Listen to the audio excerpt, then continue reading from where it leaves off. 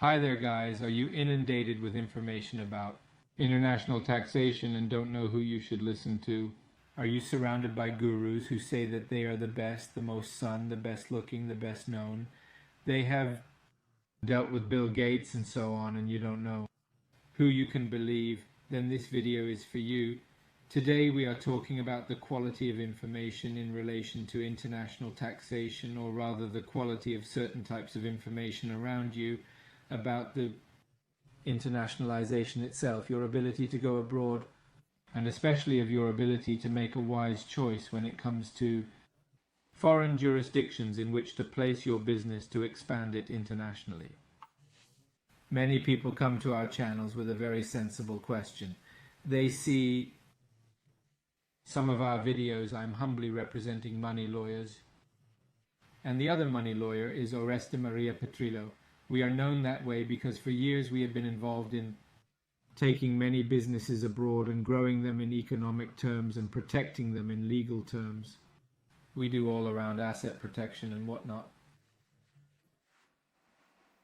Since we deal generally financial transactions abroad and with foreign countries and for foreign countries, we have been given this appellation of money lawyers. Some people come with a very legitimate question, which is, you guys are very good, I appreciate your work, however, I have already seen another video of someone else telling me that this jurisdiction, for example, is not good, or that this thing you are focusing on is not good, or has a different idea than yours in relation to international trade, where to place their business and whatnot. So the underlying question was who should we believe, you or these other people? Let's call them competitors. Well, guys, the answer is that you don't have to believe anybody. However, what you should do is find the quality of the information. Because if someone speaks to you in strictly technical terms, it is very easy for you to fail to follow. You are not knowledgeable about the law, at least in the vast majority of cases, and it is not even required that you know it. Your duty is to do business. You are entrepreneurs in large part, or would-be entrepreneurs. So your knowledge must be relative to the business you want to pursue. So what is the solution? Simply encounter the quality of the information and the person or persons who are giving it to you. Why? Because if from a technical point of view you might get into difficulties, and from a strictly cognitive point of view you would have no difficulty in making certain parallels.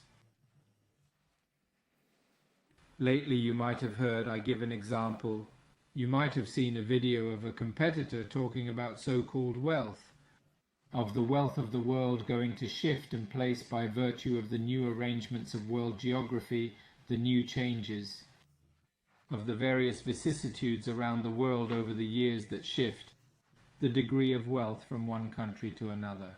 Why? Because many millionaires decide that they no longer like a jurisdiction, and so they decide to relocate. If, when I say interest, we mean business elsewhere. And so as such you give this information, you give this news establishing, as in the case of this person's video, that there are certain jurisdictions, there are certain countries that now seem to be more in vogue than as destinations for millionaires, both in terms of personal and in terms of business. You at this point take the credibility of this person, take for granted his background, and then as such you assume that that news given is true. You assume that that news is true. Very good. At this point, if perhaps someone else told you what you have been told is nonsense, you would not be able to believe it, or at least not easily. Why? Because let's say the character in question is generally known, rather structured. He is also, at least in relation to the publicity about him online, so as such you tend not to question his word. However, in this case you should. Why? Because, and we go back to what I said, the quality of the information. If at the technical level you can't understand it so much because technicality is not your forte, on an intuitive level you might get there once you understand, once you know where to look when you put whoever is giving you that news under a slightly closer scrutiny. In the present case, the competitor says there is a search for what he calls being the New World Search, a search of the New World Search, which does not actually exist because it is called New World Wealth, New Global Wealth. What is New World Search? In the words of this person, they seem to be a government institution like, I don't know, the Italian Istat, that nonetheless does extensive capillary research and therefore as such. From this data, which is government data that you can hardly doubt, you should also consider certain answers, or rather you should come to certain conclusions. Very well, in the present case I would like to remind the competitor in question the New World Search does not exist. There is the New World Wealth. The New World Wealth is not a government institution, it is a blog first and foremost. A blog that you might as well start tomorrow morning, another blog called I don't know. I met aliens and I talked to them, come to me to know everything you need to know about aliens. You can start this blog. You can start writing at the drop of a hat. There are those who would come after you who would not come after you, however, so be it. Now, and from here then we also talk about the quality of information. You have to understand that. And here then is the difference that with all due modesty separates money lawyers from others.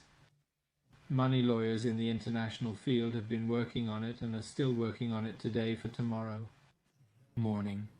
We go to court, we prepare contracts, we conduct negotiations, we conduct business. We give high, if not very high profile legal advice to all of our clients and to many others. This is what we do day in and day out. There is instead some competitor who gets up in the morning, gets on the website of a well-known American international tax consultant called Henderson does. Carbon copy his content, passes it off as his own and claims to be the new guru of international taxation, simply because if you take Henderson's site and then take, in the present case, the site of some competitor, you see that the content naturally translated from English to Italian are exactly the same, so there are those who get up in the morning, go to the sites of other international consultants of Intubia fame like Henderson, takes it, makes carbon copy of the content, puts it on their own site, and end of story, because that's the way some people give a proof of their preparation, and they also count a lot on your technical gap, on the fact that you maybe Henderson doesn't know who he is, you would never even go look him up. Look. Especially that technical content given by someone may not be within your grasp, not because you are stupid, but simply because that content is not something that you deal with, is not something that you do on a daily basis. International law. Tax methods are not something you deal with rightly. You are entrepreneurs. You have to do something else, as I have already said. Then what happens? That someone in his eagerness to copy sometimes also copies news incorrectly, as you will see in the overlay in the video that the competitor shows as an in-depth research that is then a repeat, comes from a blog.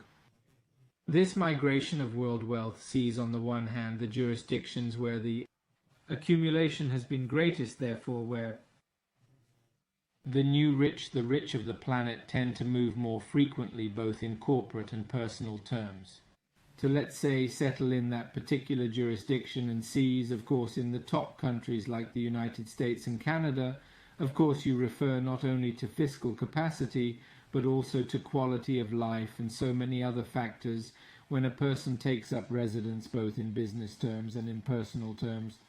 And so you will see that on the image that you see overlaying on the top, some countries like the United States and Canada, the same blog, of course, also makes a parallel with respect to the countries that have lost the most wealth, and these countries also makes a parallel on the percentage of wealth lost, and so these countries have lost a certain amount of wealth that has moved elsewhere. I now refer you to the second image that you will see in the overlay, because in the competitor's video the United Kingdom is shown as a country from which wealth has declined as a result of this migration, not even if it were a flock of birds. that has occurred with respect to countries that, according to this competitor, are better, of course, among some of these countries. Of course, there is the UK. There is the UK. Why is there the UK? Because by now, this person seems to have embarked on a battle, a crusade against the United Kingdom as a jurisdiction, because it seems that we really don't like it at all. And not only does he not like it on a legal, fiscal, bureaucratic level and whatnot, but even he is losing wealth, even he is losing so much wealth, because now, of course, the new wealth is going elsewhere, so it's leaving the UK, because as a result of Brexit, there have been momentous upheavals, the zombie apocalypse and whatnot, and so in the UK you can no longer go, well, now what happens, that those who do manuence by trade, let's say those who copy from a site and puts on their own thinking that is original content, often and often they also copy badly. Because as you can see in the overlay, not only is the name of the country that is supposed to have lost wealth, but also the percentage of wealth lost, as you can see. The United Kingdom has 0% wealth lost. So it has lost absolutely nothing, even if you want to consider New World Wealth as a reliable blog that gives timely news. Well, we want to consider the age. Well, on the site it says the UK has lost absolutely nothing. But not only here at this point. I take the liberty of pointing out that there is the site you also see in overlay, which is the site, the UK ISTAT, which shows how year by year up to 2020, because 2001 is not yet available for obvious reasons. The number of incorporated businesses in the UK is growing steadily, as well as the average wealth at 2020. So even after the pandemic outbreak last March, government data, other site, of the Standard Life Foundation, which is a well-known and recognized foundation in the UK, and shows how the average wealth, although with some gaps between rich people and poor people, is still growing steadily. These are not my data, they are government data, and from a recognized private association very well known in the UK. One last thing, and let's close then. Not only those who copy should at least copy well and at least report the news well, and here we come to the quality of the news given. When you see some news, you also see who is giving it to you and see how they report it. Do a little parallel. See these things. Go to the New World website. It's nothing complicated. It only takes 2 seconds on the internet. Make this parallel, check the information, because if someone is copying and also copying badly, you should, maybe on a technical level you don't understand any of it, but you should start from the assumption that if one by trade copies other people's content and that's it, then maybe he doesn't have much to say even in the field of international taxation. Small post, and also check who gives you this news, because if whoever gives you this news, and in the present case, let's say he is spitting his nose at the United Kingdom, however, strangely enough, this competitor, among the various things that he talks about, he also talks about how to move abroad according to what he calls a safe relocation. Abroad, well, if you go to the site and check the footer of this competitor, you will see that those transfers he tells you about are paid for. The company that sells this service is a UK company. So the person who is giving you the news that the UK is losing wealth, and he is wrong because he copied, and he copied badly, and is telling you that the United Kingdom, because of Brexit, is having sanctions. Sanctions, guys, sanctions. There are never any sanctions. There are no sanctions. I can swear to you there are no sanctions for the UK. These are things out of even the stars and the moon. We are beyond even that, and tells you that because of Brexit there have been sanctions on the UK, complete madness, and tells you that as a result of Brexit the UK is not an attractive jurisdiction, but its services on the safe transfer abroad.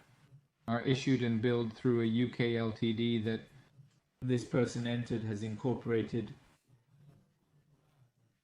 in September, in October 2020, so we are talking about less than a year ago. This also makes you understand that the quality of information of some people, if you slightly go and check, because these guys are 5-minute checks, not more, they can give you all the answers you are looking for about the quality of the information that is given to you. So you will no longer need to write to us asking or saying, but that one said this thing. Perfect. You don't want to believe us? No problem. Do 5 minutes character research on the characters who said these things. Do a comparison check. Black on white this information and its correctness the moment you find that there are many things that are wrong. And then you can also assume that the person who is giving you that information in the field in which he professes to be a guru is probably no big deal. Maybe this is then the difference that passes between someone who works by just studying a book, by studying Anderson's blog or site, and then from there tries to trace it back to the practical act. Thinking that way they have built up a professionalism, and those who do this work for real. But does it for real in court, in commercial courts, through contracts, negotiations, consultations, guys? In the real world, and those who have worked with banks for real, and don't tell you that there are jurisdictions here and there that are better or are worse. For example, you can't have an American LLC and be personally resident in Portugal. Who tells you that? He told me colossal nonsense, but why this? Because there can't be problems between an American LLC and Portuguese jurisdiction. Sure, there can be, guys, but they are always on the practical side in relation to the individual business, in the individual situation. Who tells you that you can't? In the abstract, you shouldn't. In the abstract, open an LLC with residence in Portugal, or that you should not open an LTD with residence in Italy, or that you shouldn't open an LCC or an LLP from any jurisdiction and then go and live in another particular jurisdiction, has told you guys nonsense, because these are things that can be encountered only in practice and only in the individual specific case, because there are many non-specific cases where these situations are absolutely linear, perfect, and without any kind of problem. Some we have made them ourselves. Some others are also the result of the work of great colleagues who work in great law firms, among the first in the world, who can tell you, maybe if I can arrange a shared interview, I'll even bring you a senior partner from one of these extraordinary firms whose every single fee costs $500,000 an hour just to talk to these people. Then you understand the difference between people who do this work in a book study, a few pages, and thus think they have understood jurisdiction as a function, and those who then in the jurisdictions had to deal for real, sometimes even at the legal level, in court with the agencies, with the various fiscal agencies in the various jurisdictions. This is the difference. When you see this difference in background, you also understand the difference that goes between one and the other. For this video, that's all. I hope everything is clear to you. Of course, I invite you as always to check our website www.demonolawyers.com, and remember, if you don't know who to trust us. That's all until next time.